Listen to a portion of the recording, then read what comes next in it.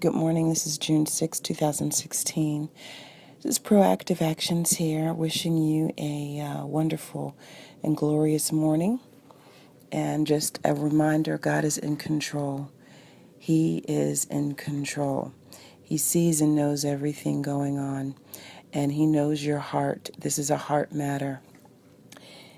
He knows what is living in your heart and your intentions and what you're inclined to do. He knows everything. So fear not. If you are living out of a core of love, out of a core of belief in Him and desire to love others, and you're unselfish and you're humble, and you have heaven in your sight as your home, then you're fine. I want to encourage you to stay focused on your God, stay focused on love, stay focused on forgiving others each day. Do not let an offense steal your peace. Do not let bad words or troubling words or a troubling report steal your peace. You are a believer. You are a believer in the Most High God. God, in the form of His Son, Yeshua, came down. He lived on this earth as we live, a spotless life, in order that He might sacrifice His life and have His blood shed so that we could have life through Him. So I encourage you, remember who is in control here. We're living in a very fallen world. And so therefore it is easy to lose your focus and lose your concentration on what is the most powerful force going on in, your life and your emotions.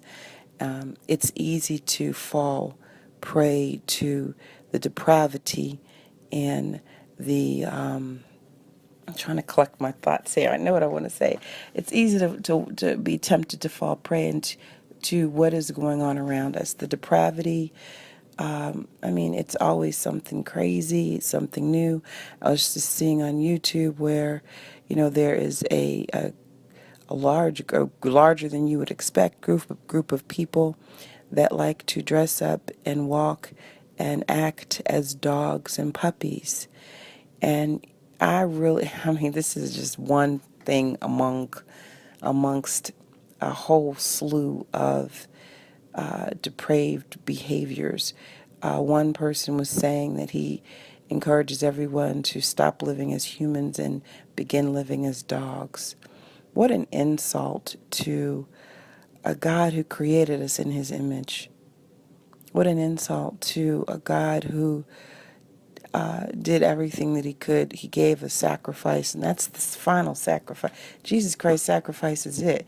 Guys, enter into that, because, how insulting that any of us should look at that and look at what God has done for us and given us and created us and gave us all the resources we needed for a beautiful life. And then when sin came into the world through Adam's sin, He sent His Son as a sacrifice for it. So we have everything. It is our choice to choose life or to choose death.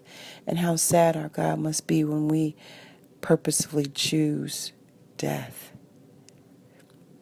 Only thinking of, a moment of this earthly realm, and having no understanding of what eternity is. Do you know eternity has no end?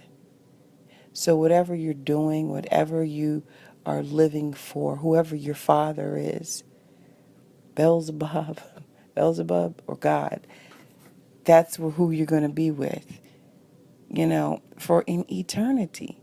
So this is not a game, This is not like, well, I feel like, I need to be living this lifestyle, and because it's prevalent and that, oh, it looks like it's something to try out. And so let me go over here and try this out because it's an accepted thing to do. And so what might seem to be accepted to a person living on this earth, it seems that it is an accepted thing in general. And so look at all the thousands of souls just entering into destruction just because it's a trend, not knowing that they are actually paving the way for their eternity to be, in hell, burning. It's heaven or hell. And whether a person chooses to believe that or not has no impact on the fact that that is the truth. So, what if you're wrong? I mean, really, that's your soul forever. So what I'm saying to you is stay focused, saints, on the prize. Live in love, walk in forgiveness. Be ever vigilant and understanding of what you are doing and saying on a daily basis. You do not know the day or the hour. And I think it's a general consensus with us, pre-trib believers, that it can be any moment. And with any of the believers, I know you all see the times we're living in. And those of you who are like planning for, 20 years of a life, there's nothing wrong with going about your business of life. But please understand that, the hour is short. Look at all the people that are having visions and going to heaven and going to hell and coming back and saying, time is over. I mean, there's like, how many videos out there telling you that? So take your head out of the sand and let's do this. Let's share the gospel of Jesus Christ with a dying and a falling world. Be blessed. You are highly favored and you are deeply loved. Peace and blessings and shalom. Okay, so I just want to add some scriptures to the message that I shared. It's always a beautiful thing to add the scriptural word of God to reinforce your point. So Hebrews 12, Jesus, founder and perfecter of our faith, that's the topic. Therefore, since we are surrounded by so great a cloud of witnesses, that's the heavenly hosts, let us also lay aside every weight and sin which clings so closely, and let us run with endurance the race that is set before us. Verse 2, looking to Jesus, the founder and perfecter of our faith, who for the joy that was set before him endured the cross, despising the shame, and is seated at the right hand of the throne of God. Verse 3, consider him who endured from sinners such hostility against himself, so that you may not grow weary or faint-hearted. How beautiful is that? Jesus endured all of that. So basically what this is saying is, let us set aside every weight and sin which clings so closely to us and our souls. Let us run with endurance the same race that Jesus, the founder and perfecter of our faith, ran, because what was set before him through enduring the cross, despising the shame, was the end result of that. So,